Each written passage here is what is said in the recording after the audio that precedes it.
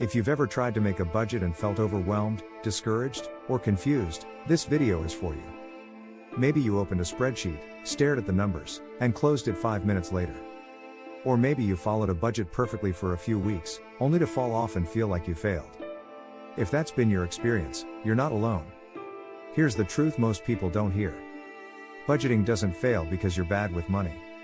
It fails because most people are taught systems that are too complicated, too restrictive, or completely disconnected from real life. Today, I'm going to walk you step by step through how to create a simple, realistic budget for 2026, even if you've never budgeted before, or if budgeting has never worked for you in the past. No guilt. No extreme rules. No perfection required. Just a clear plan you can actually stick to. Before we talk about numbers, we need to reset how we think about budgeting. A budget is not a punishment. It's not a diet for your money. And it's not about cutting out everything you enjoy.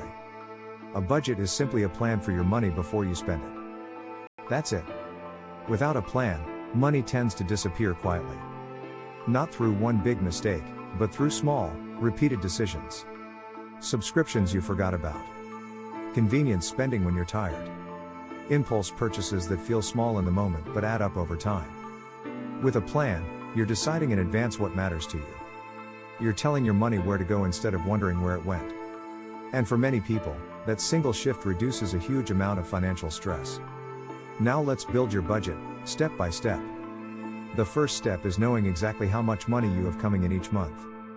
Start with your net income, the amount that actually hits your bank account after taxes, insurance, and deductions. This is important, because budgeting with gross income often creates unrealistic expectations.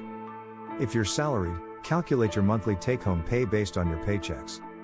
If your income changes month to month, don't guess and don't use your best month.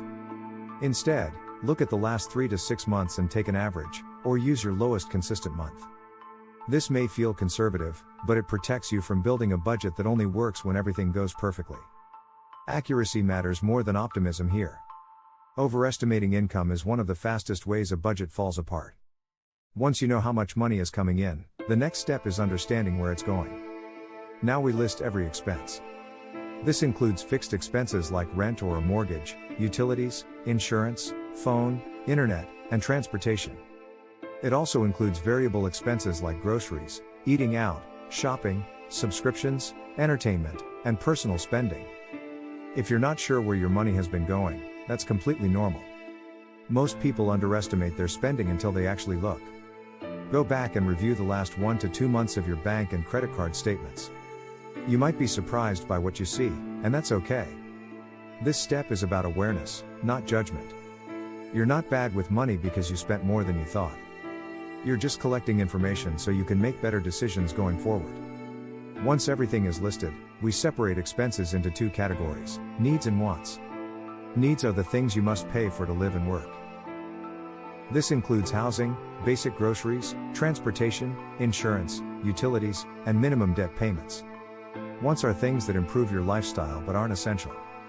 This includes dining out, streaming services, shopping, travel, hobbies, and convenience spending. This step can feel uncomfortable at first, but it's not about eliminating all wants. It's about being intentional. When you don't decide ahead of time, spending decisions happen in the moment, and that's usually where budgets fall apart. When you plan for wants, you actually enjoy them more and feel less guilt spending money. Now let's talk about one of the easiest budgeting frameworks for beginners, the 50-30-20 rule. With this approach, about 50% of your income goes toward needs, 30% goes toward wants, and 20% goes toward saving and debt payoff.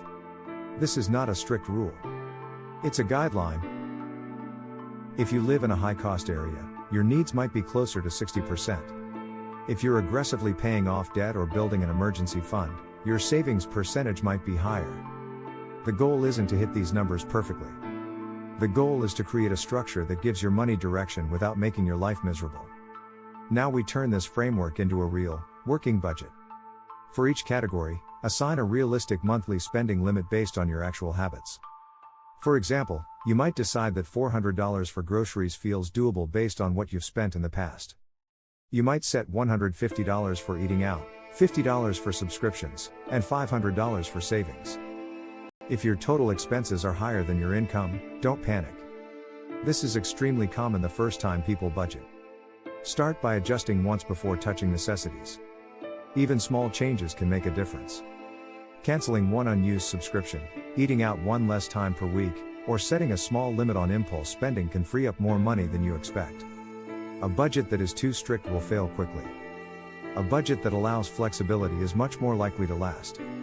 Now let's talk about tools. You do not need fancy software to budget successfully. You can use a simple spreadsheet, a notes app, or a free budgeting app. The best tool is the one you'll actually use consistently. Complex systems tend to get abandoned. Simple systems tend to stick. Set aside 10 minutes once a week for a money check-in. Look at what you spent, compare it to your plan, make small adjustments if needed, and move on. Your budget should support your life, not become another source of stress. One final thing to remember as you move into 2026. Your budget will change. Life changes. Expenses change. Priorities change. That doesn't mean your budget failed. It means it's doing its job. Your 2026 budget doesn't have to be perfect. It just has to exist. Start simple. Refine as you go. And remember that budgeting is a skill you build over time, not something you're supposed to master immediately. If this video helped you, like the video and subscribe to Long Game Finance, where we focus on building wealth slowly, intentionally, and without stress.